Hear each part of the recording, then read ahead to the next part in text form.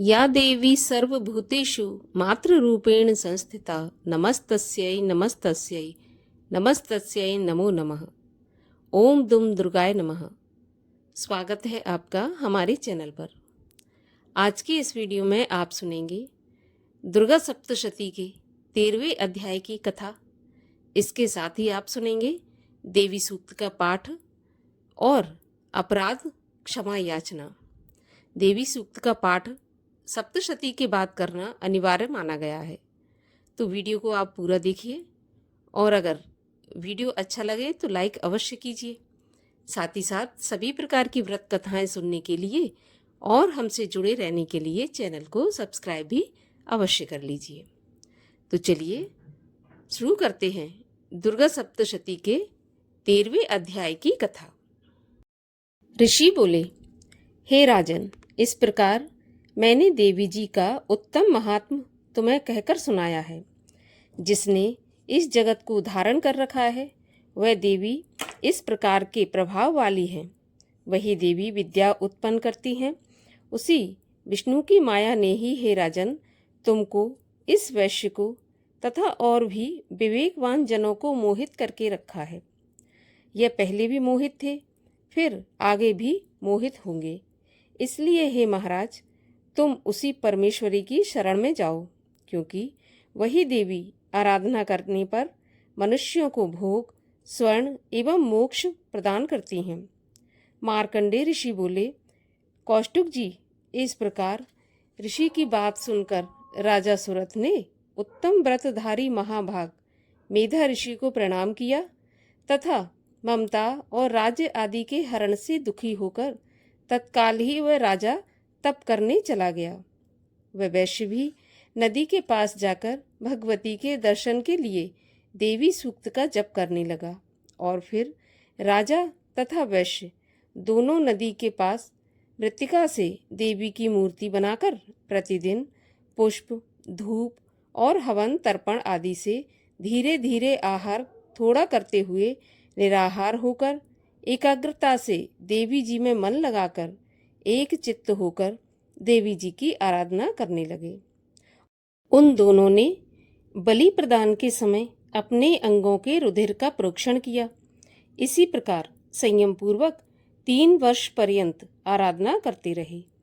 तब तो जगत को धारण करने वाली देवी ने प्रत्यक्ष होकर दर्शन दिया और तब राजा से चंडिका देवी जी बोली, हे राजन कुलनंदन, तुम दोनों जिस अभिष्ट की प्राप्ति के लिए मेरी प्रार्थना करते हो वह मुझसे मांगो, मैं प्रसन्न हूँ, तुम्हें सब कुछ दूंगी। मार्कंडेय जी बोले, तब राजा ने तो दूसरे जन्म में अक्षय रहने वाला राज्य मांगा और इस जन्म में शत्रु सेना का बलपूर्वक नाश करके फिर अपने राज्य की प्राप्ति का वरदान मांगा। वैश्य का तो चित्त संसार से खिन्न हो चुका था, इसलिए उस बुद्धिमान ने उस ज्ञान का वर मांगा जिसके द्वारा संसार की अहंता ममतात्मक आसक्ति नष्ट हो जाए। देवी बोली, हे राजन, थोड़े दिनों तक तुम अपना राज्य पालोगे, कठिनता के बिना ही अपने शत्रुओं का नाश करोगे, वहीं पर तुम्हारा राज्य स्थिर हो जाएगा। फिर देहांत होने पर सूर्य देव के अंश द्वारा जन्म पाकर इस पृथ्वी पर आप सावर्णिक नाम के मनु होगे। हे वैश्य श्रेष्ठ, तुमने जो उत्तम वर मांगा है मैं उस वरदान को देती हूँ। मोक्ष प्राप्ति के लिए तुम्हें उस ज्ञान की प्राप्ति होगी। मार्कंडेय जी बोले, इस प्रकार देवी जी ने उन्हें अभिलाषित वर दिए। फिर उन दोनों की भक्तिपूर्वक की हुई स्तुति से प्रसन्न होकर देवी तत्काल ही अंतर्ध्यान हो गई। इस प्रकार वह क्षत्रिय श्रेष्ठ सुरथ देवी से वर पाकर फिर सूर्य से उत्पन्न होकर सावर्णी नामक मनु होगा। इस प्रकार दुर्गा सप्तशती के 13वें अध्याय का यहीं पर समापन होता है और अब सुनते हैं हम देवी सूक्त का पाठ। भगवती देवी बोली, मैं रुद्र, वसु, आदित्य और विश्वदेव रूप से सर्वत्र विचरती हूँ।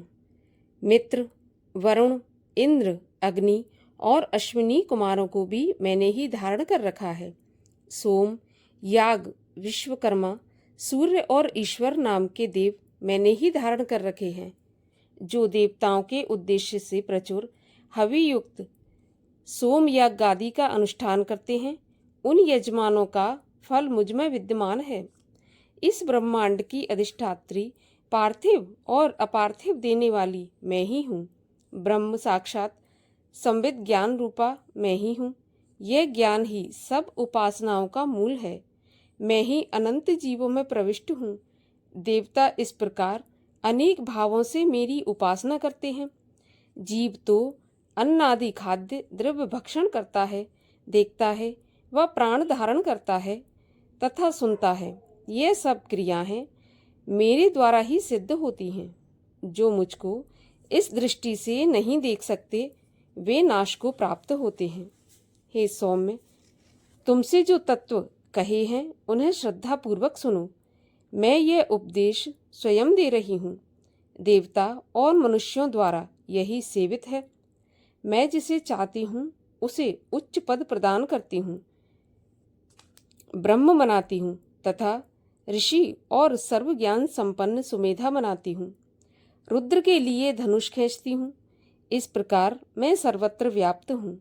मेरी आत्मा ने जगत पिता को उत्पन्न किया है।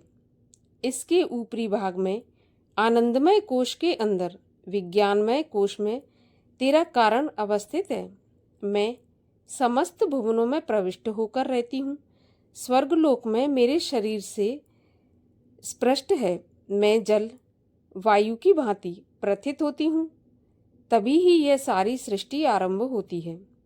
इस स्वर्ग तथा मृत्युलोक के परे मैं विद्यमान हूँ। यही तो मेरी महिमा है। अपराध क्षमा याचना। हे परमेश्वरी, मेरे द्वारा रात दिन हजारों अपराध होते हैं। यह मेरा दास है ऐसा समझकर मेरे उन अपराधों को तुम कृपा पूर्वक क्षमा करो। हे परमेश्वरी, मैं आवाहन नहीं जानता, विसर्जन करना नहीं जानता तथा पूजा करने का ढंग भी नहीं जानता। मुझे क्षमा करो।